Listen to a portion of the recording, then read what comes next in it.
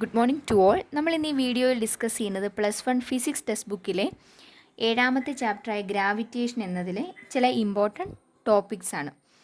First നോക്കുന്നത് Kepler's loss ആണ്. അതായത് ഗ്രാവിറ്റേഷനുമായിട്ട് ബന്ധപ്പെടുത്തി കെപ്ലർ പറഞ്ഞിരിക്കുന്ന ലോസ്, ഒരു 3 ലോസ് പറഞ്ഞിട്ടുണ്ട്.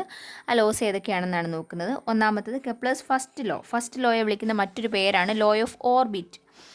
All planets move in an elliptical orbit with the sun situated at one of the foci. അതായത് പറഞ്ഞിരിക്കുന്ന ഇതാണ്, എല്ലാ പ്ലാനറ്റ്സും സണ്ണിന് ചുറ്റും കറങ്ങിക്കൊണ്ടിരിക്കുന്ന എലിപ്റ്റിക്കൽ പാത്തിലാണ് എല്ലാ പ്ലാനറ്റ്സും സണ്ണിന് ചുറ്റും റിവോൾവ് ചെയ്യുന്നത്. എലിപ്സിൻ്റെ പ്രത്യേകത, അതിന് 2 ഫോക്കസുകളുണ്ട്. അങ്ങനെയാണെങ്കിൽ പ്ലാനറ്റ് കറങ്ങിക്കൊണ്ടിരിക്കുമ്പോൾ പ്ലാനറ്റ് ഇതിന് ചുറ്റും കറങ്ങുന്നു. പ്ലാനറ്റ് കറങ്ങിക്കൊണ്ടിരിക്കുമ്പോൾ സൺ ഇതിലേതെങ്കിലും ഒരു ഫോക്കസിലായിരിക്കും ഉണ്ടാവുക. അതാണ് കെപ്ലറിൻ്റെ ഫസ്റ്റ് ലോ അല്ലെങ്കിൽ ലോ ഓഫ് ഓർബിറ്റ് എന്ന് പറയുന്നത്. ഇനി കെപ്ലറിൻ്റെ സെക്കൻഡ് ലോ പറയുന്ന ഇതാണ്. സെക്കൻഡ് ലോയ്ക്ക് പറയുന്ന മറ്റൊരു പേരാണ് ലോ ഓഫ് ഏരിയാസ്. പറയുന്ന ഇതാണ്, the line that joins any planet to the sun sweeps equal areas in equal interval of time. That is areal velocity is a constant. നമുക്ക് നോക്കാം അതെന്താണെന്ന്. അതായത് നമ്മൾ ഓൾറെഡി പറഞ്ഞു, സണ്ണിന് ചുറ്റും പ്ലാനറ്റ്സ് മൂവ് ചെയ്യുന്നത് എലിപ്റ്റിക്കൽ പാത്തിലാണെന്ന് പറഞ്ഞു. സൺ ഏതെങ്കിലും ഒരു ഫോക്കസിലായിരിക്കും ഉണ്ടാവുക എന്നും പറഞ്ഞു. ഇവിടെ സണ്ണ് ഈ ഒരു ഫോക്കസിൽ ഇരിക്കുവാണെന്ന് കരുതുക. ഈ ഫോക്കസിലാണ് സണ്ണുള്ളത്. ഇനി നമ്മുടെ ഒരു പ്ലാനറ്റ്, ഇപ്പോൾ എർത്താണെന്ന് കരുതുക. എർത്ത് ഈ ഒരു പോയിൻ്റ്, ആ പോയിൻ്റ് എ എന്ന് വിളിച്ചു. എ എന്ന് പറയുന്ന പോയിൻറ്റിൽ നിന്നും പി എന്ന് വിളിച്ചെന്ന് കരുതുക. പി എന്ന് പറയുന്ന പോയിന്റിൽ നിന്നും ക്യൂ വരെ സഞ്ചരിക്കാനെടുത്ത സമയം ഡെൽറ്റ ടി ആണെന്ന് കരുതുക. ഡെൽറ്റ ടി ടൈം കൊണ്ട് എർത്ത് അല്ലെങ്കിൽ ഏതെങ്കിലും ഒരു പ്ലാനറ്റ്, നമ്മളിപ്പോൾ ഇവിടുത്തെ കേസിൽ ഇപ്പോൾ എർത്ത് പറഞ്ഞതേ ഉള്ളൂ. ഇപ്പോൾ എർത്താണെങ്കിൽ ആ എർത്ത് ഡെൽറ്റ ടി ടൈം കൊണ്ട് പിയിൽ നിന്ന് സഞ്ചരിച്ച് ക്യൂ വരെ എത്തി. അപ്പോൾ ഇതാ ഇത്രയും ഏരിയാസാണ് അത് കവർ ചെയ്ത് പോയിരിക്കുന്നത്. ഈ ഷെയ്ഡഡ് പോർഷൻ ഇത്ര ഏരിയ ആണ് കവർ ചെയ്തിരിക്കുന്നത്. ഇനി അങ്ങനെയാണെങ്കിൽ ഇതുപോലെ തന്നെ ഇപ്പുറത്തെ സൈഡ് നമ്മൾ എടുക്കുവാണ്. അതായത് ഇത് പി ഡാഷ് ആണെന്ന് വിചാരിക്കുക, ഇത് ക്യൂ ഡാഷ്. പി ഡാഷിൽ നിന്ന് ക്യൂ ഡാഷ് വരെ എത്താനായിട്ട്, അല്ലെങ്കിൽ ഇങ്ങനെയാണ് കറങ്ങിക്കൊണ്ടിരിക്കുന്നത്. Q dash to P dash എത്താനായിട്ട് എടുത്ത സമയം ഡെൽറ്റ ടി ആണെന്ന് കരുതുക. അങ്ങനെയാണെങ്കിൽ ഇവിടെ എന്തുമാത്രം ഏരിയ കവർ ചെയ്തിട്ടുണ്ടോ അതേ ഏരിയ തന്നെയായിരിക്കും ഈ സൈഡിലും കവർ ചെയ്യുക. ഷെയ്ഡ് ചെയ്ത് കൊടുക്കുന്നു. അപ്പോൾ നോക്കിക്കേ, ഇതൊരു ഡെൽറ്റ എ ആണ് ഇവിടുത്തെ ഏരിയ എന്ന് കരുതുക.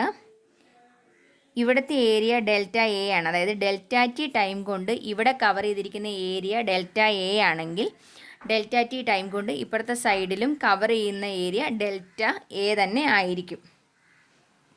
അപ്പോൾ ഇവിടെ നോക്കിക്കേ, ഇവിടെ ഒരു ചെറിയ വ്യത്യാസമുണ്ട്. എന്താണത്? ഇങ്ങോട്ട് വന്നപ്പോൾ ഈ ലെങ്ത് കൂടുകയാണ് ചെയ്തിരിക്കുന്നത്.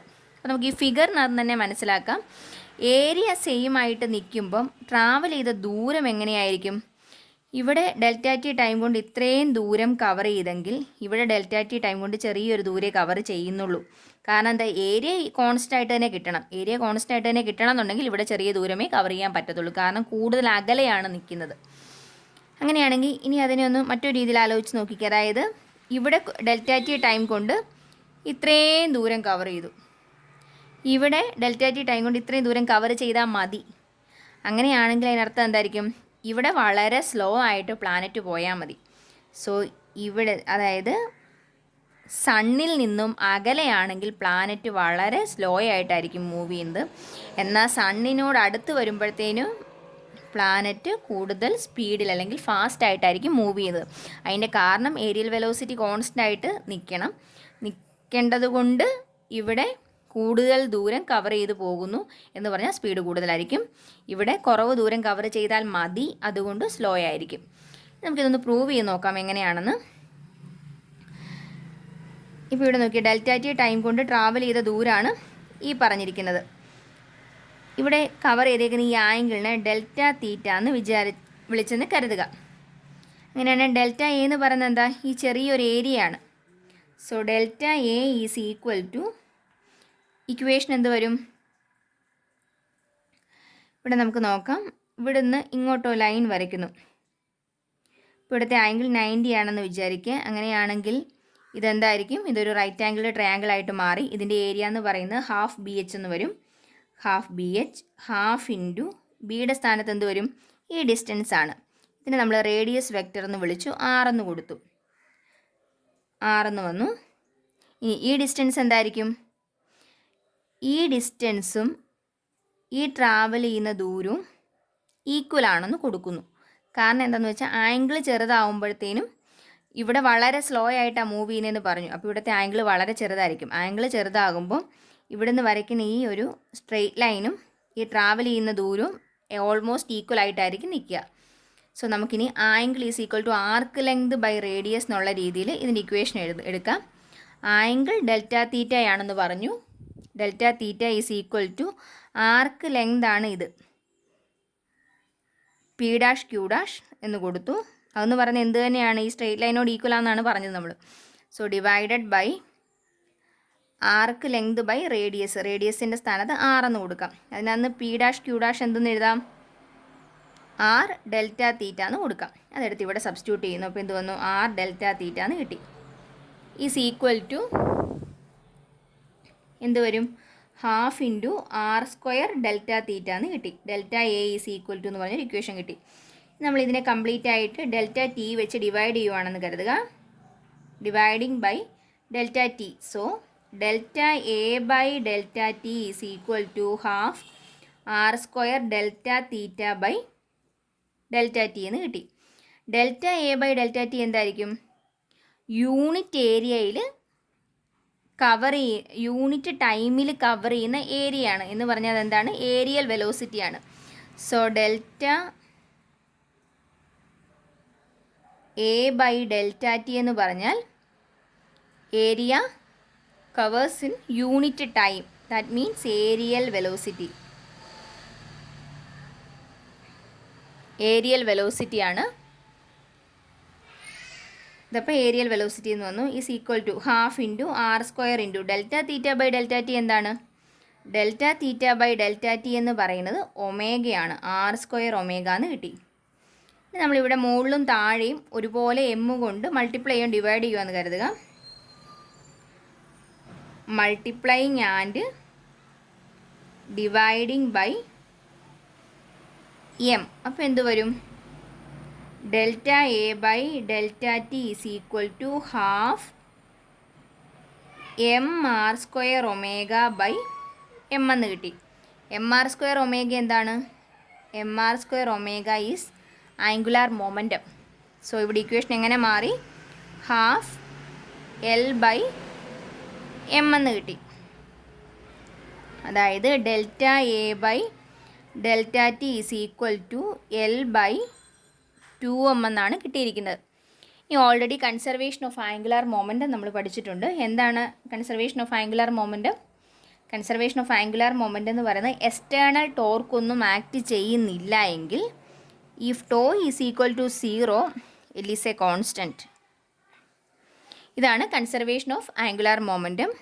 അങ്ങനെയാണെങ്കിൽ ടോർക്ക് ആക്ട് ചെയ്യുന്നില്ലെങ്കിൽ എൽ കോൺസ്റ്റൻ്റ് ആണെന്ന് പറഞ്ഞു. എം ഓൾറെഡി ഒരു കോൺസ്റ്റൻ്റ് ആണ്. അപ്പോൾ ഈ ടൈം മൊത്തത്തിൽ എന്തായി? 0 കോൺസ്റ്റൻ്റ് ആയിട്ട് മാറിയില്ലേ?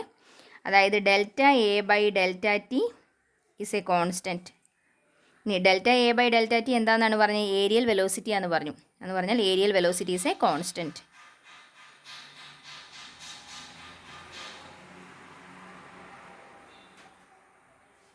Equal to a constant. ഇനി കെപ്ലറിൻ്റെ മൂന്നാമത്തെ ലോയാണ് Kepler's third law. Third law അല്ലെങ്കിൽ ലോ ഓഫ് പീരിയഡ്സ് എന്ന് വിളിക്കാം. ലോ ഇങ്ങനെയാണ് സ്റ്റേറ്റ് ചെയ്യുന്നത്: the square of the time period of revolution of a planet is proportional to the cube of the semi major axis. അതായത് നമ്മൾ already പറഞ്ഞു planets എങ്ങനെ move ചെയ്യും? സണ്ണിന് ചുറ്റും എലിപ്റ്റിക്കൽ പാത്തിലായിരിക്കും പ്ലാനറ്റ്സ് മൂവ് ചെയ്യുന്നത്. സൺ അതിൻ്റെ ഏതെങ്കിലും ഒരു ഫോക്കസിൽ ഇരിപ്പുണ്ടെന്നും പറഞ്ഞു. അങ്ങനെയാണെങ്കിൽ ഒരു റെവല്യൂഷൻ കംപ്ലീറ്റ് ആക്കാൻ എടുക്കുന്ന സമയത്തിനെയാണ് നമ്മൾ എന്തെന്ന് വിളിക്കുന്നത്? ടി എന്ന് പറയുന്നത് ടൈം പീരീഡ്. ആ ടൈം പീരീഡിൻ്റെ സ്ക്വയർ എന്തിനോട് പ്രപ്പോർഷണൽ ആണെന്ന് പറഞ്ഞു?